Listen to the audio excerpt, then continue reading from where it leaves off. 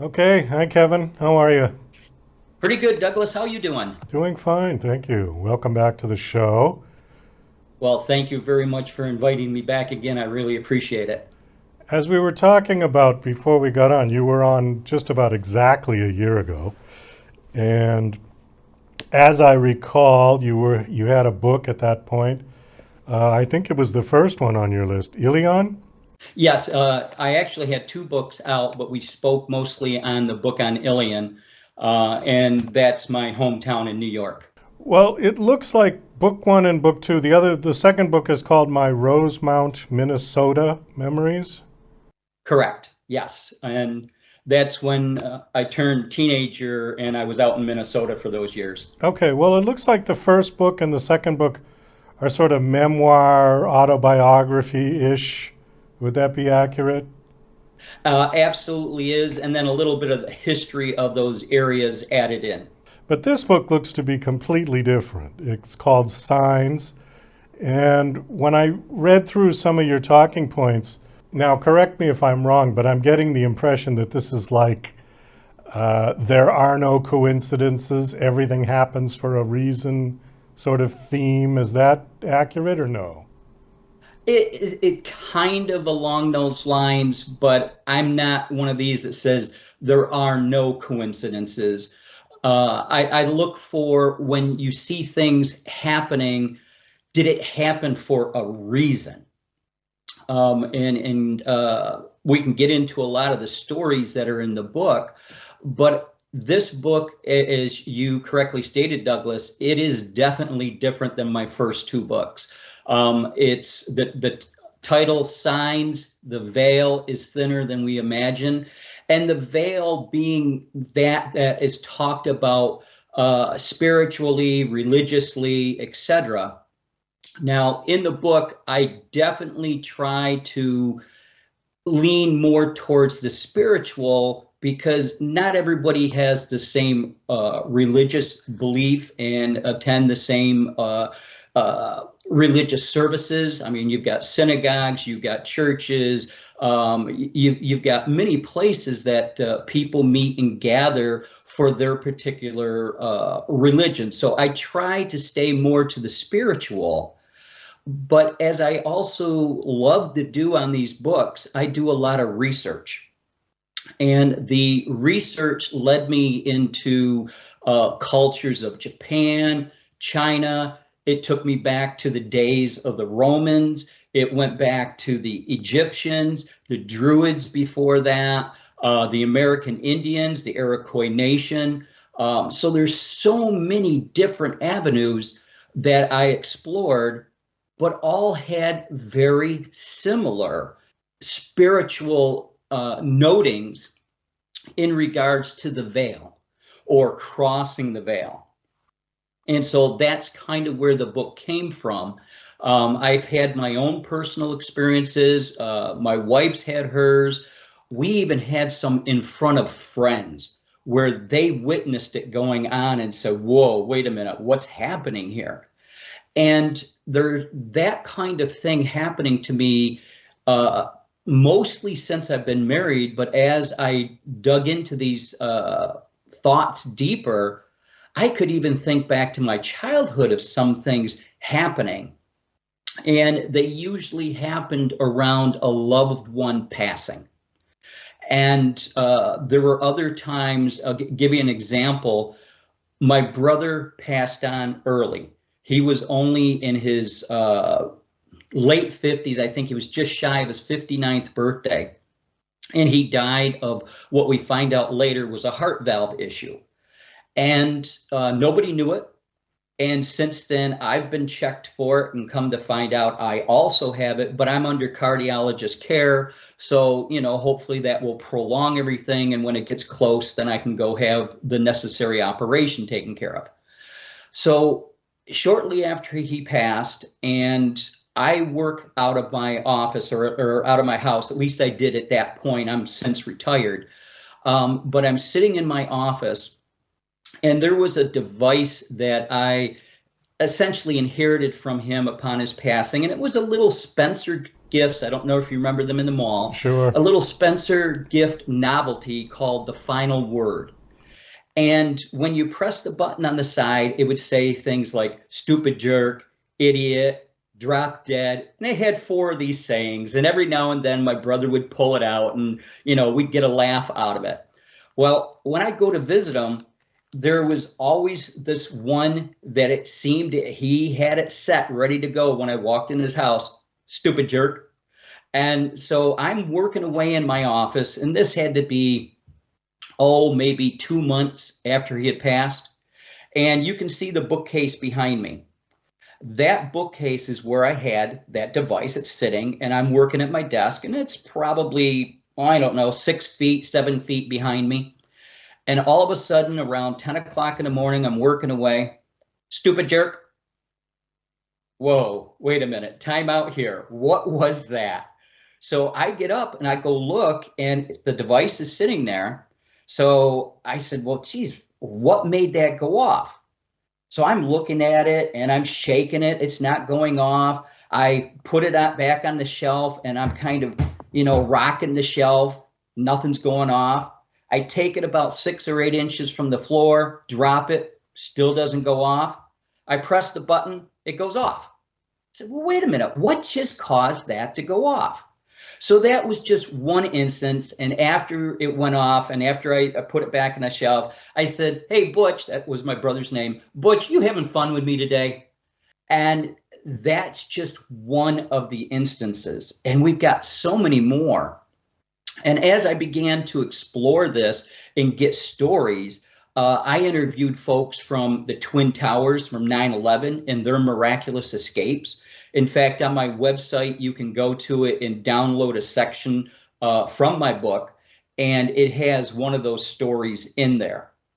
I've also talked to folks that they were leaving their brother's funeral, and they had a plane chartered for the gentleman, his wife, and their 2 daughters. 10 minutes into the flight, the pilot dies. Wow. He has to take over and land this. And how I got onto this story, Douglas, was on Good Friday, last Good Friday, Amazon Prime put out a show called On a Wing and a Prayer. And it spoke about this gentleman and his wife. And after I saw that, I said, I got to get in touch with this guy. So I managed to play sleuth and track him down and talk to him and got his story. Now, you might recall at one time I sent you an email asking you if you knew how to get in touch with Dennis Quaid. Yeah. Yeah. Dennis played this guy in the movie. Oh, isn't that weird? Yeah. Yep. And I wanted to talk to Dennis to see if I could take and get his side. Did he see anything, sense anything, feel anything? Because his story was quite miraculous of how he managed to land the plane, and he landed it safely. And as the airport guys would say, there wasn't even a scuff made to the tire. So these are the kinds of stories I get into. I've then also done a little research, Olivia Newton-John, Sam Kinison, Suzanne Summers and her husband, and I tell some of their stories inside. And one that was really standing out to me was Sam Kinison. And Sam was in an auto accident. And for those listening in, Sam was a comedian. Sam was in an auto accident. And when the doctors were examining him, they thought, okay, it's serious, but he should pull through. Sam's brother is with him, and all of a sudden he sees Sam look up to the corner of the room and said, no, I don't want to go, no. And then in just a matter of seconds, he looked back up and said, oh, okay. And then he was gone. Who was he talking to? What was he talking to? So these are the kinds of stories in there, but I didn't just stop there. I wanted to research and dig deeper. And so that led me to a Dr. Christopher Kerr out of Buffalo, New York. Dr. Kerr was a cardiologist by trade. And while he's doing his practice, he says, I think I also want to have a part-time job too. So he found the hospice and palliative care in Buffalo, New York, had an opening. So he went over there on a part-time basis. Well, long story short, he's now the CEO over there. And he has chronicled over 1,500 end of life with the patients, their experiences. And over 80% of them see visions. What are these visions? And as he dug deeper into it, there were parents, grandparents, even animals coming to them. And he chronicled all this. He videoed it all. He's done a TED talk on it, white papers on it, he's written a book on it. And so this got me into, well, how much more is there into this whole dying process? And it is a process from everything I've been able to discover.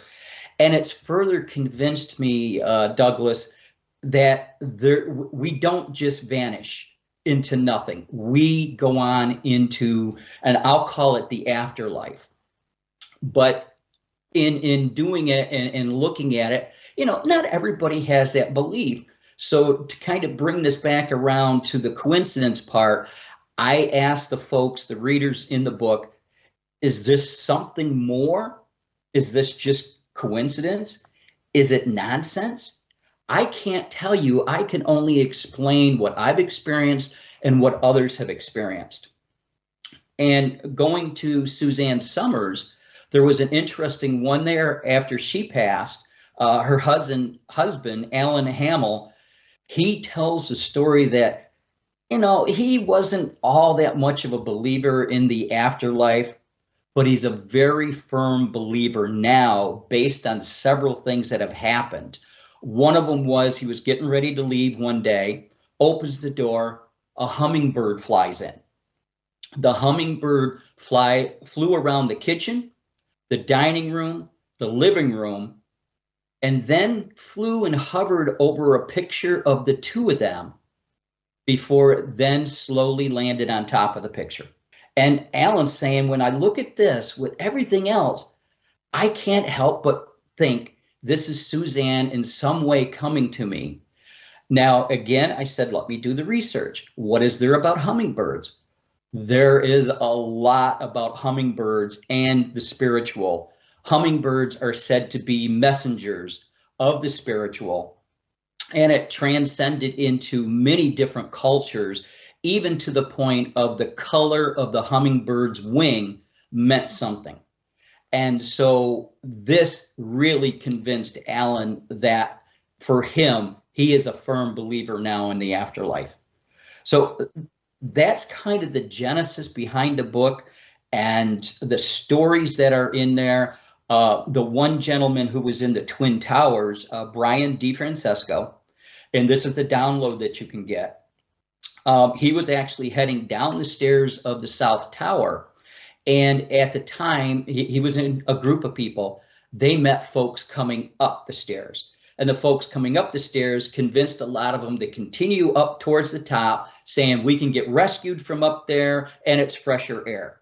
So a good part of the group went up there, but Brian stayed behind to help his buddy help another guy who was trapped behind the wall of the stairwell. Well, Brian gets overcome with smoke, so he turns around and heads back upstairs. He gets to the 91st floor and he sees people lying down.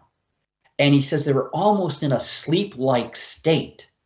And he said the smoke got so thick, he had to lie down himself. And in doing so, he then hears a voice tell him, get up and get out. So he's looking around. Everybody's laying down, pretty much sleeping. He decides he will get up. He got up. He headed back down the stairs. He gets down to around the 69th, 70th floor in that area. Bunch of fire, smoke, debris. All of a sudden, the voice again, go through it and get out. So he continues down through. He makes it through 3 floors of pretty much hell. And he goes down the stairs further. There's firemen coming up. The firemen tell him, keep going. There's fresher air. There's no fire down below. Keep going and get yourself out. So he goes down the stairs the rest of the way, and he wants to go out the front door, but they won't let him. Too much debris is falling from overhead. So they tell him to go through the underground concourse, and the underground concourse connected a lot of the towers, and they had shops down there that people could shop, lunch hour, that kind of thing. So he's going down through the concourse, and he meets up with another guy limping along, having a tough time. And so he begins to help him, and they're heading towards the exit when the rumble of the building shook so much. Brian turned around and saw a fireball coming at them, and all he could do was tell his buddy, run. And the next thing you know, he's waking up 3 days later in the hospital, gashed to his head, burned over 60% of his body, and his contacts had fused to his eyes, but the doctors managed to get them off. And I talked to him, and he'll tell you, he has survivor's guilt. Why him? When all his other colleagues really didn't make it. And so I asked him, I said, who do you think that voice, where do you think it came from? Who was it? And he told me straight out, it's either an angel or God. So I hear these stories repeatedly over and over. And one story. Kevin, I hate to cut you Yes. off, but we're Sure. running way over already. So, Okay, sorry, Douglas. I knew this would happen. Yeah. There's so much that I can tell you about in this book. Well, listen, let's get people to buy the book, and then they can find all the stories that you've just talked about, plus the other ones. Thank you so much for coming on. Again, the book is called Signs. The Veil is Thinner Than We Imagine. My guest is Kevin Hall, is the author. Is that your author name on the cover? Just Kevin? It's Kevin M. Hall, as I found there was another author out there that worked with Stephen Covey by the name of Kevin Hall. Okay. So, last question. Do you have a website that you want to give out? yes, I do. And it's www.kevin-hall.com. You can go to it, subscribe, and get the download of the full story of Brian DeFrancesco. And Douglas, I really thank you for having me back on the show. I really want to get these stories spread out and give people, a feeling of hope that there is more than the mortal life we live. Okay. Well, thanks again for coming on. Very interesting stories. We could have gone on, I'm sure, but this give people a good taste of what's in the book. So best of luck. Thank you very much, Douglas.